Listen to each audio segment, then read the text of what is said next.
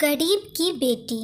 एक बार एक गरीब बच्ची सोना और उसकी माँ लक्ष्मी दोनों एक साथ जा रही थी। रास्ते में वो दोनों एक चाय की दुकान पर पहुंच गई। लक्ष्मी ने चाय वालों से कहा, भैया मुझे आप यहाँ काम पर रख लो। चाय वाले ने कहा, मेरे पास कोई काम नहीं है जो तुम्हें दे सकूं। लक्ष्मी ने कहा, भैया मैं आपकी दुकान के बर्तन धो दिया करूँगी।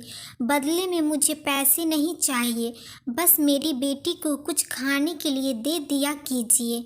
चाय वाले कहा, ठीक है। लक्ष्मी उसकी दुकान पर काम करने लगी और बदले में चाय वाला उनको खाना देने लगा। कुछ दिन उसने दुकान पर काम किया, लेकिन उसको रास्ते में ही सोना पड़ता था। एक दिन चाय वाले ने उसको कहा, बहन तुम कब तक ऐसे काम करती रहोगी और ऐसे रोड पर सोती रहोगी? तुम एक काम करो, रघुनाथ साहब के यहाँ काम कर लो। उनके यहाँ मेरी दुकान से चाय जाती है। मैं उनसे तुम्हारे काम के बारे में बात करता हूँ। चाय वाले ने उनसे बात की और लक्ष्मी वहाँ काम के लिए चली गई। रघुनाथ की एक बेटी थी। रघुनाथ की पत्नी ने लक्ष्मी से कहा, तुम यहाँ काम कर सकती हो, लेकिन अपनी बेटी को मेरी बेटी से दूर ही रखना। इतना कहकर वो वहाँ से चली जाती है। लक्ष्मी काम करने लगती है। सोना घर में घूमती घूमती पिंकी के खिलौने से खेलने लगती है।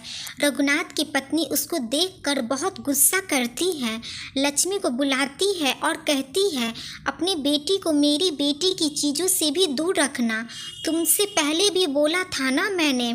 लक्ष्मी उसकी बात सुनती है और अपनी बेटी के आंसू पोंछने लगती है। एक दिन रघुनाथ की पत्नी लक्ष्मी को लेकर मार्केट जाती है। पिंकी और सोना दोनों घर पर अकेली होती है। पिंकी को अचानक चक्कर आ जाता है और वो बेहोश होकर नीचे गिर जाती है। तभी सोना जल्दी जल्दी पानी लेकर आती है और पिंकी के मुंह पर पानी के कुछ छींटे मारती है, पर पिंकी को होश नहीं आता। तभी वो घर के बाहर जाती है और पड़ोसी को बुला कर लाती है। पड़ोसी आता है, पिंकी को देखकर उसके पापा को फ़ोन करता है। पिंकी के पापा डॉक्टर को फ़ोन करते हैं। डॉक्टर घर आकर पिंकी की हालत देखकर उसको दवाई देते हैं और कहते हैं, अच्छा हुआ ठीक समय पर फ़ोन कर दिया, वरना थोड़ी देर हो जाती तो कुछ भी हो सकता था। तभी उस पड़ोसी ने कहा कि ये सब कुछ इस बच्ची की समझदारी की वजह से हुआ है। रघुनाथ की पत्नी को अपनी गलती का एहसास हो जाता है। पिंकी और सोना दोनों एक साथ रहने लगती है।